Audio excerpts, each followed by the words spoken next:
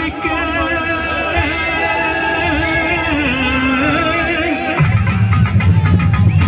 உருமி மேளம் தான் ஒலிக்க சித்தாங்கு ஆடை கட்டி தாயே நீ சீரி எழுந்திடம்மா. மேல்மலையனூரில் கோயில் கொண்ட என் அங்காள ஈஸ்வரியே ஆத்தாளே அழைக்கின்றேன் ஆடி இங்கு வந்திடம்மா.